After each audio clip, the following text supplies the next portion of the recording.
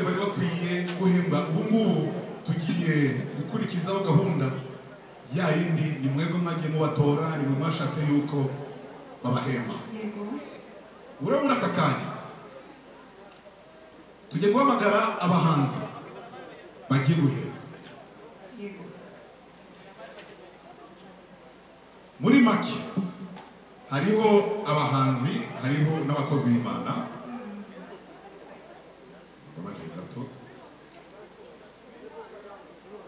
N'abahanzi n'abakozi b'Imana n'abafatanya.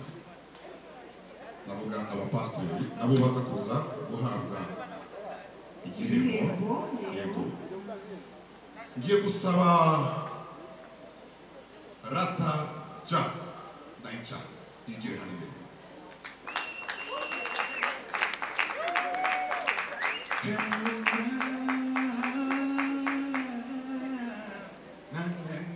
Okay, no mukazi. Sabe na bishop da faranga? Mbonyi. Bishop da faranga turi kumuhamagara nk'umwe mu baterankunga top transfers Imana yomugisha cyane. Yes. Twagiye. Imana yomugisha amashyi menshi cyane. Yesu abamugisha. Dusigaje rero babiri wabaye wa kabiri.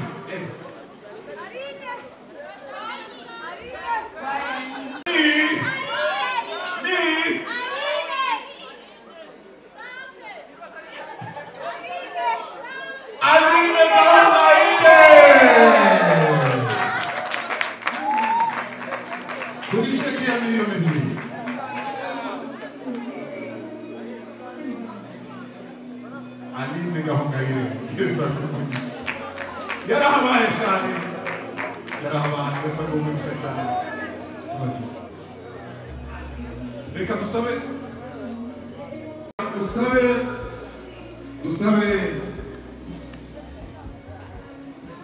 Aposo Yongwe aze magara hani wabaye wa mbere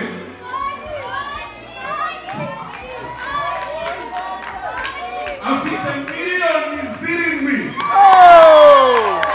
7 millions de francs.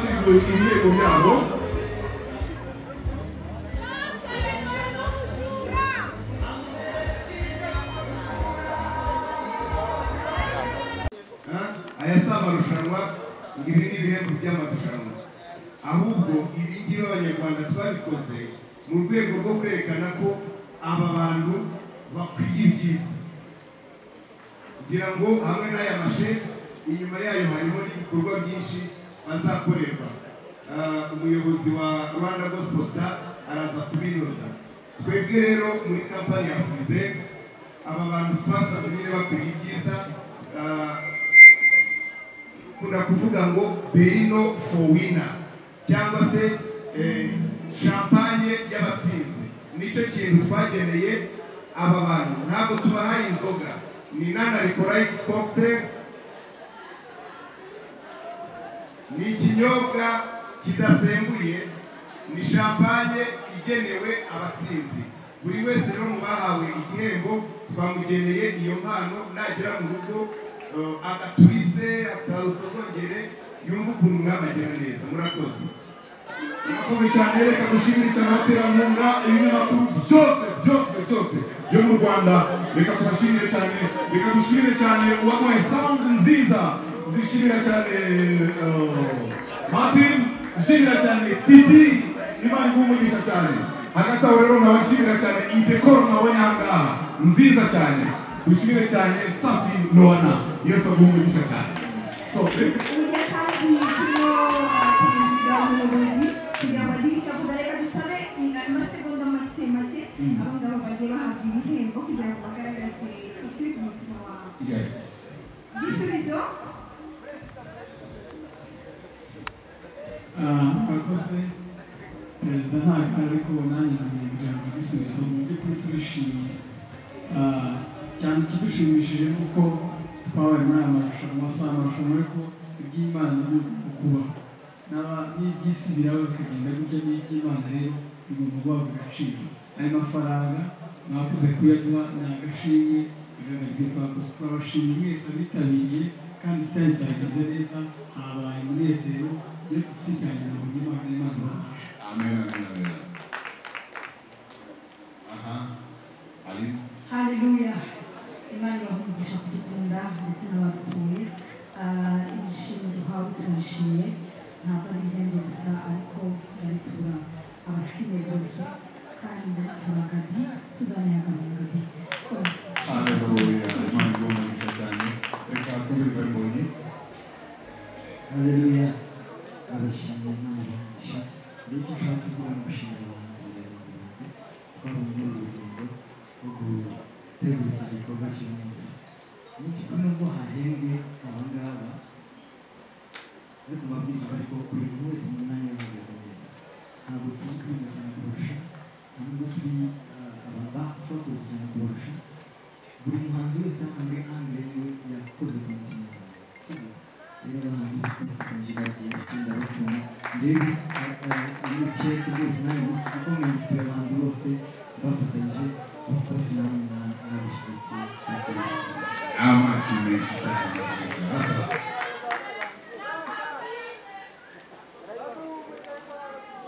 Praise God. Ndashimira Imana kubw'iki gikorwa cya Rwanda Gospel Stars, uburyo banatekereje ko hari n'aba-upcoming artists.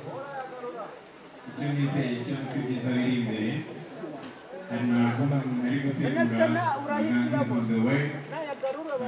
Ikindi kandi turibaza ko yari itangiriro, kandi ubwiza bw'iyo nzu buzaba bwiza kuruta inzu ya mbere.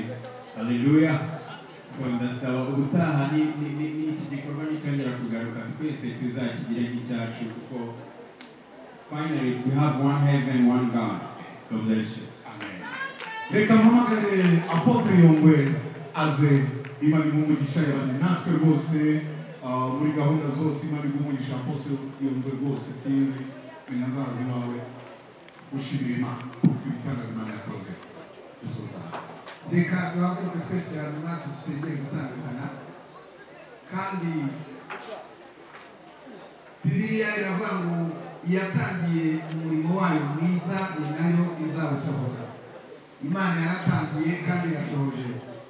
Iri ni iyerekwa Rwanda Gospel yagize rinini umuntu wari wese akwiye gushyigikira, kandi iyo umuntu atangira ahura n'ibintu bigiye bikomeye, ariko iyo yongeyeho birushaho kuba byiza.